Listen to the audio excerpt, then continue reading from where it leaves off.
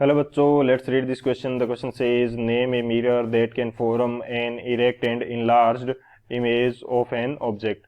तो इस क्वेश्चन के अंदर हमसे पूछ रखा है कि कौन सा मिरर है जो इरेक्ट एंड इनलार्ज्ड इमेज बनाता है ऑब्जेक्ट की.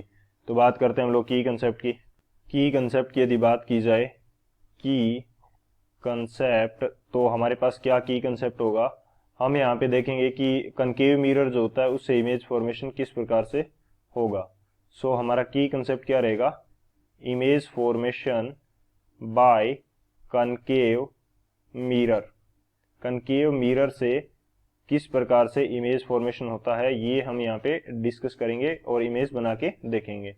सो कनकेव मिरर यदि मैं यहाँ पे बनाता हूँ तो बेसिकली ये मेरे पास, मैं मान लेता हूँ कि मेरे पास क्या हो गया, कनकेव मिरर हो गया. ये मैंने मान लिया कि कनकेव मिरर है. यहाँ मैं इसकी प्रिंसिपल एक्सिस बना लेता हूँ. ऑप्टिकल एक्सिस या प्रिंसिपल एक्सिस हो जाएगी. और ये इसका क्या हो जाएगा, पोल हो जाएगा. यहाँ कहीं इसका मैं मान लेता हूँ कि हमारे पास क्या है, फोकल पॉइंट है. और यहाँ कहीं मैं मान लेता हूँ कि क्या है, हमारे पास सेंटर ऑफ कर्वेचर है. ये हमने मान लिया है. अब हमारी जो ऑब्जेक्ट है वो कहाँ पे रखी हुई है, ऑब्जेक्ट जो है हमारी वो है हमारे पास पोल एंड फोकल पॉइंट के बीच में. तो ये हमारे पास हो जाएगी ऑब्जेक्ट ओ.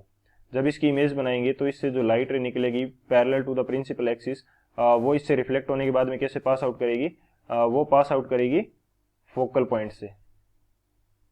वो कुछ इस तरह से इससे फोकल पॉइंट से पास आउट कर जाएगी. इसको थोड़ा सा हम करेक्ट कर लेते हैं. फोकल पॉइंट को हम थोड़ा सा पास में बना लेंगे ताकि इजीली ये हमें समझ आ जाएगा. ये मैं मान लेता हूं कि मेरा क्या है, फोकल पॉइंट है.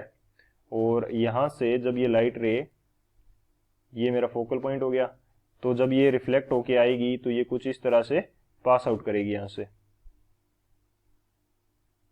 कुछ इस तरह ये फोकल पॉइंट से यहां से पास आउट कर जाएगी लाइट रे. सेकंड, जो हमारे पास लाइट रे कहां से जाएगी, सेंटर ऑफ कर्वेचर से. सेंटर ऑफ कर्वेचर से जाती हुई जो दिखाई देती है वो क्या करती है, रिफ्लेक्ट होती है और उसी पाथ पे वापस लौट जाती है.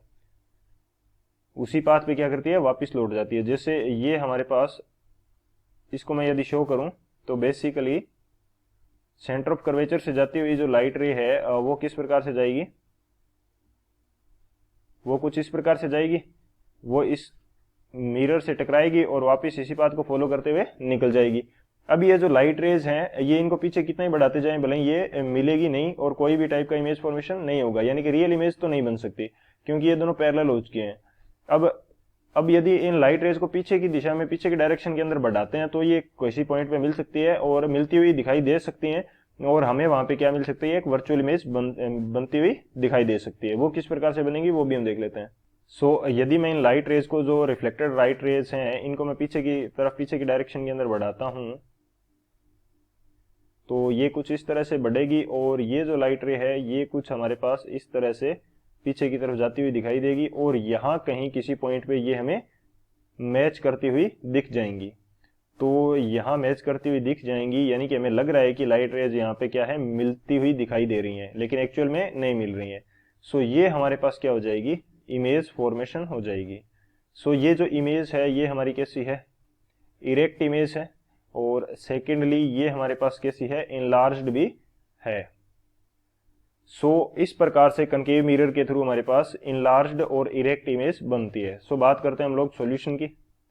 तो सॉल्यूशन पार्ट की यदि बात की जाए तो सॉल्यूशन हमारे पास क्या हो जाएगा, सॉल्यूशन हमारे पास ये हो जाएगा कि जो कनकेव मिरर है, concave mirror can form erect and enlarged image, erect and enlarged image. कौन सा मिरर हमारे पास फॉर्म कर सकता है, concave mirror. This is the final answer. I hope you understood it well. Best of luck. Thank you.